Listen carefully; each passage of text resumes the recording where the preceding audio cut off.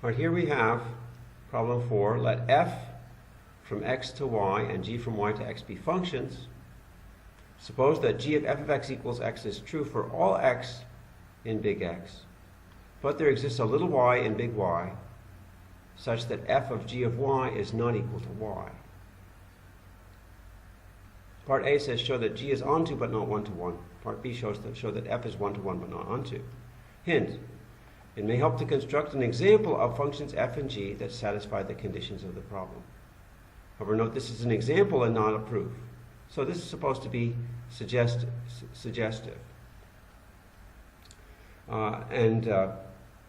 The picture should show you the way to do the proof. That's the idea. So part 2 says it's possible to do this problem using only definitions of one-to-one and onto. If you want to use other results, you don't have to cite them by number, but please describe them clearly. All right, so let's see if we can do this. So the first hint says that we should construct an example that satisfies these conditions. All right, when you want to do an example, let's just do something very simple. So let's make our x and y be consisting of discrete points. All right, so let x have 3 points. All right, and I can do that here. So this is my x here.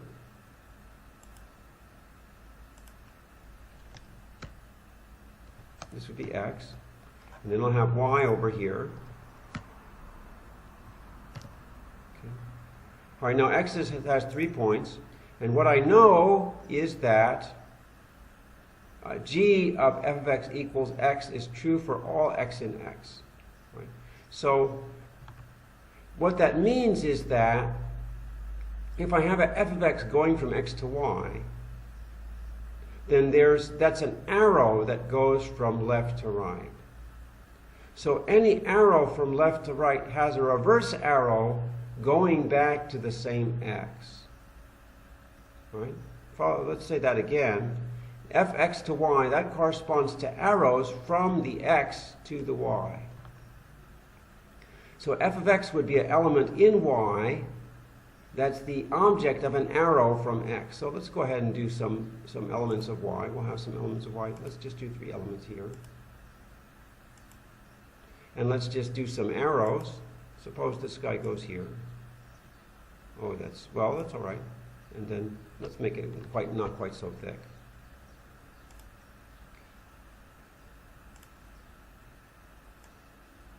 Right. Now, this arrow is my f. And I can just indicate that here. So f is going from left to right. So I'll just do it this way.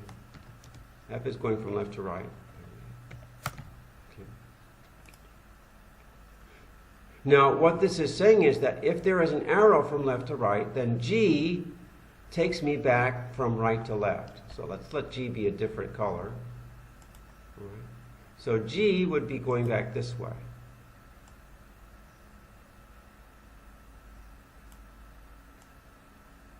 Just to indicate, so I'll put that up here.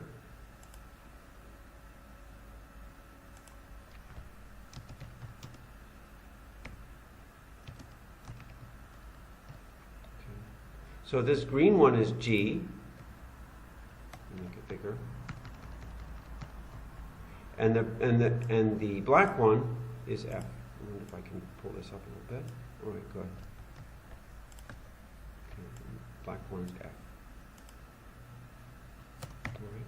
Now again, what the condition says here is that any left arrow from x to f of x is going to have a right arrow.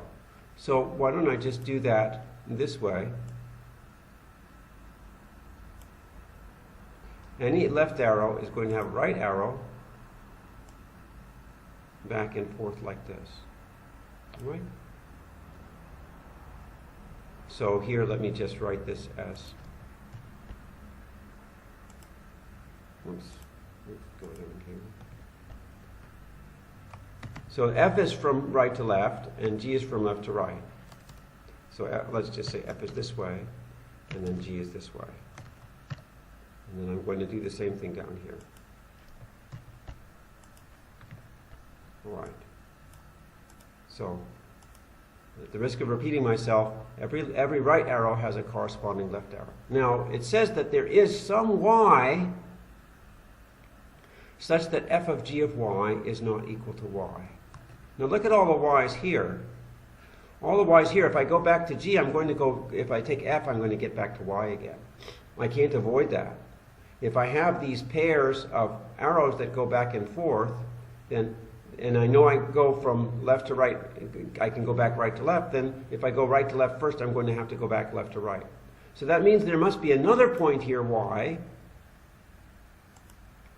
There must be another point out here, y, that doesn't work that way. Right?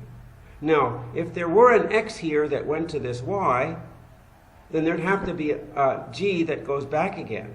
So there must not be a corresponding x over here that maps to this y. Okay. So what that means is there's only a one-way arrow back, and it must go to one. That's too thick. Let's do this. There must be a one-way arrow back, and say it could go to this one. Okay. So just to make this clear again, let's move this up here. This one down here, however, only has g.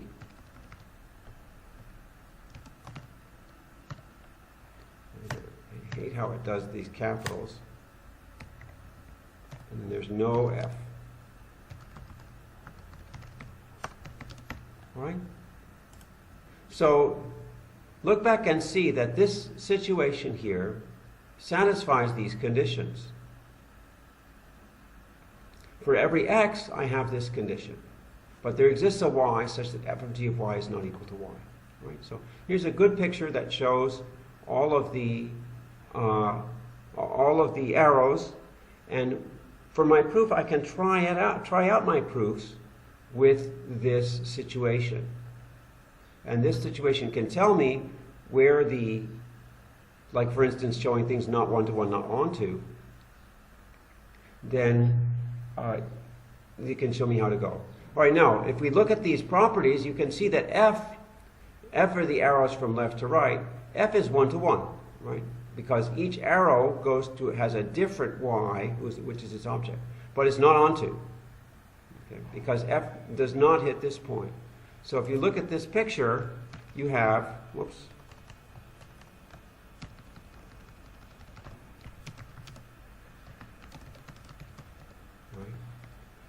but what about G? Now G is onto, but not one-to-one.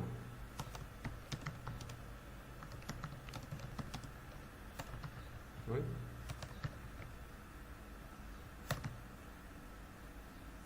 All right.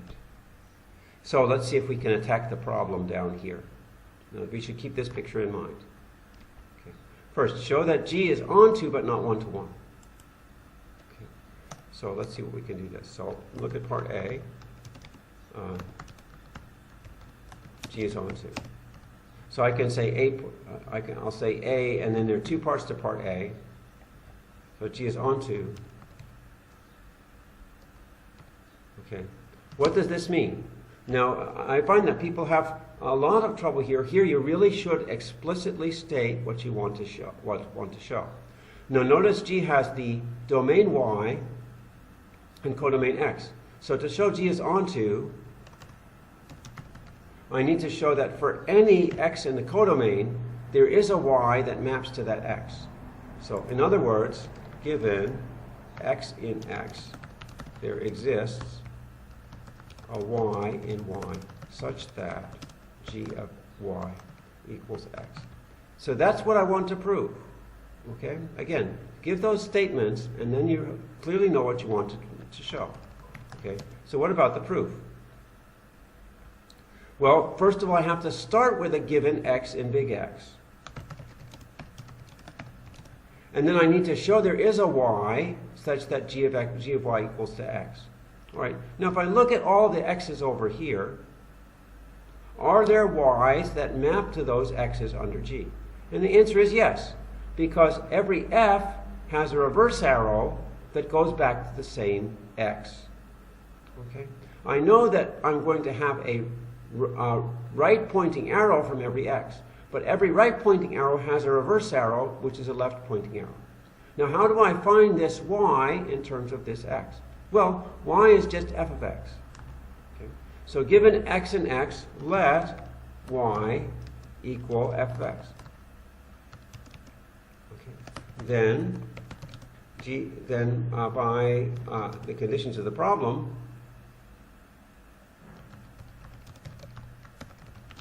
I have that g of y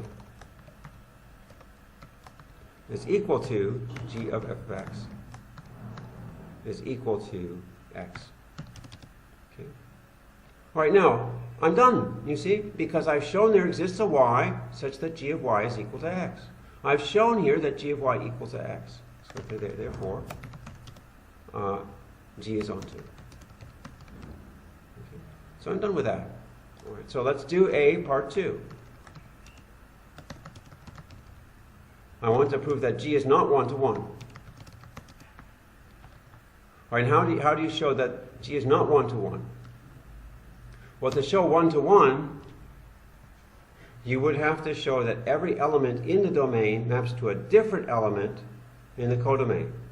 Right? To show 1 to 1, we had this f was 1 to 1 because each element in the domain mapped to a different element in the codomain. Now, it didn't map to all elements in the codomain. It didn't hit this one, but every different x maps to a different y. Alternatively, you can say that every y comes from a unique x. Okay? For any y over here, there's only one right-pointing arrow that hits that x. So let's do it that way. To show that it's not 1 to 1, we would have to show that there is a, well, remember, we're looking at that g is not 1 to 1. To show that g is not 1 to 1, we need to show that there's a guy over here that is mapped from two different y's. And here you can see right down here, that's the situation you have. You have two different y's mapping to this x. Okay. So to show this is not 1 to 1, I want to show that there exists, I can say y1 and y2 such that g of y1 equals g of y2.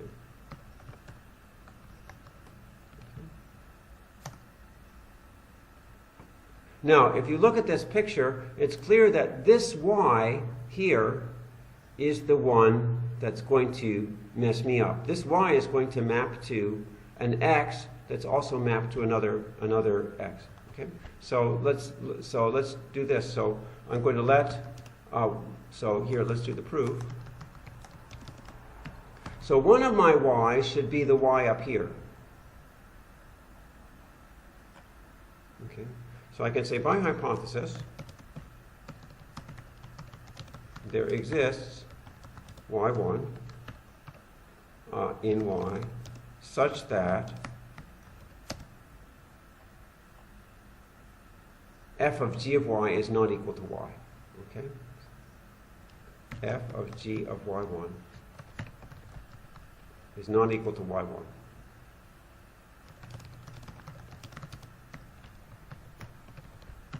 Okay? So that's true by hypothesis. Now, how am I going to use that fact to give me my contradiction? Well, clearly the value of x where this fails, the value of x where this fails is this x right here. So let me make that equal to x. So we'll let x equal, so that x was equal to g of y1. Okay. And I want to show that x also has another y that maps to that x. Okay. Okay. So that's going to be my y2. Now what's my y2 going to be? My y2 should be the guy over here. Okay. So I'm going to let y2 be equal to f of x. Okay. All right, now, what about y2? How does that map under G? Well, by hypothesis, g of y2 is equal to g of f of x, and that's equal to x. All right, so what I have here, I have x equals g of y1, and I have x is equal to g of y2. Okay, so I'll just recap that. X equals g of y1 and g of y2. Now, the only way that this could fail now is if y1 is equal to y2. Can we show that y1 is not equal to y2?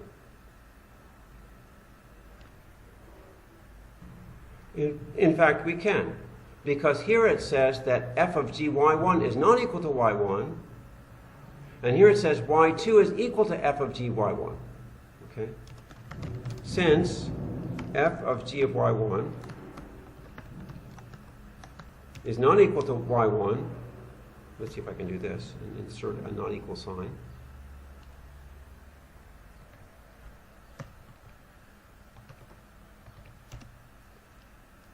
And f of g of y2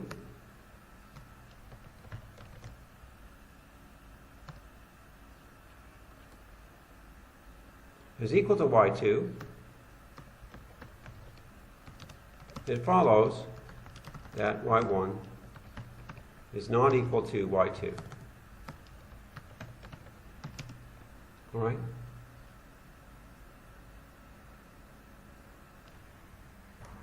But we have right here that x is equal to g of y1, and let me just repeat that, x equals to g of y2. So this implies, so in summary, we've shown there exists y1 unequal to y2,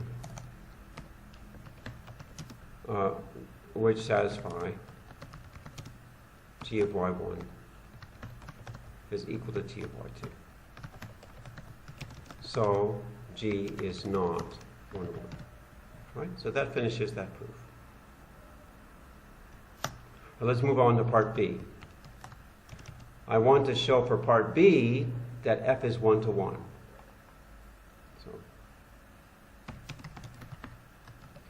So let me again say to prove. To show that f is 1 to 1, I want to show that there's two ways to do it. Let's do it this way. We'll say given f of x1 equals f of x2 implies x1 equals x2. All right, that's the statement of f is 1 to 1. All right, so that's what I want to prove, so we'll do proof. Okay, so let's suppose f of x1 equals f of x2. All right, now what does this imply? Well, by hypothesis, g of f of x equal to x. All right, so I can take g of both sides here.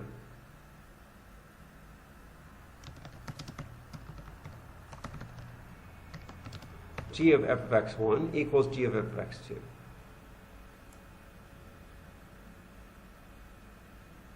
Or actually, I can say g of f of x1 is equal to x1, and same thing for x2.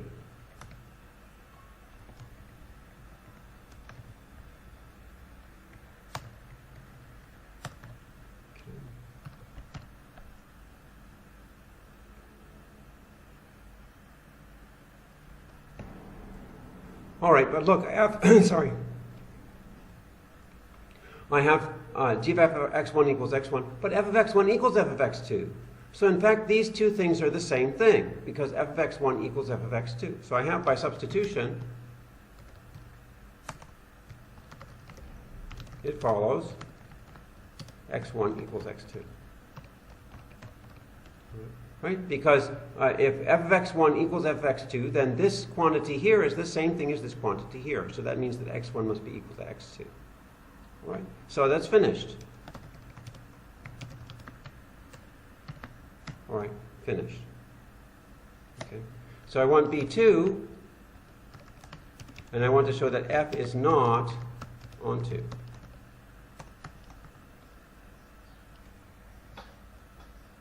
All right, now what do I want to prove here?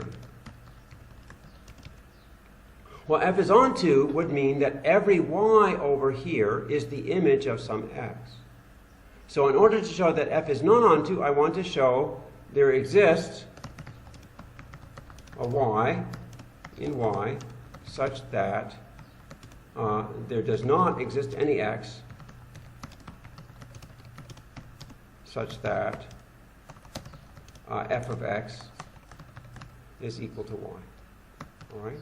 Onto would mean that for every y in big Y, there is an x such that f of x equals little y.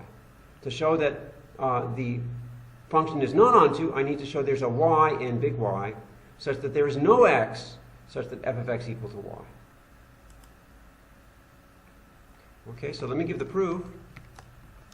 So by hypothesis, there exists a y in y such that, so what was the hypothesis? The hypothesis was that f of g of y is not equal to y. All right, so that's my hypothesis. F of g of y is not equal to y. All right, now we need to show the non-existence of any possible x. So typically when you want to show non-existence, you want to use something like proof by contradiction. So we'll do proof by contradiction.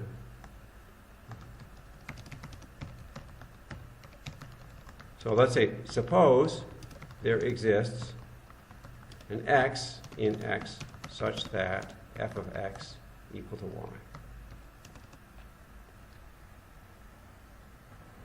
Now, what does that imply?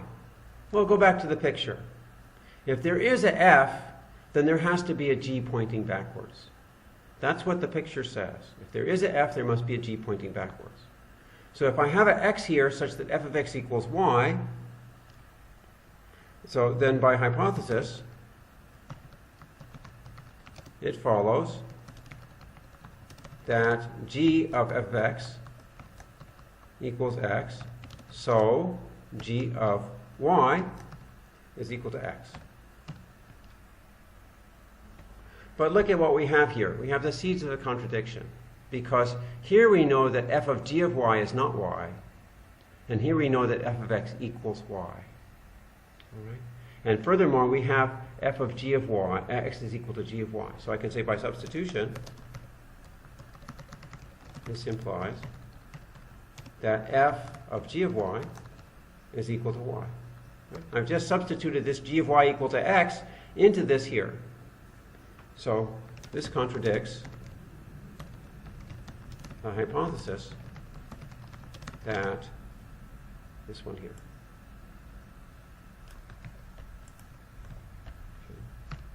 Okay, so let's see. This contradiction shows that there does not exist x in big X such that f of x equal to y. Okay, and that's exactly what we wanted to show here. So which was what to be proved.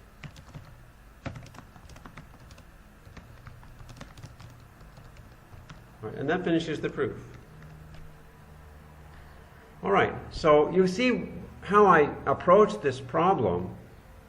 I got one example here, and that kind of gave me the mechanics of how these two functions are working together. As I said, this example shows that every right arrow must have a corresponding left arrow going the other way.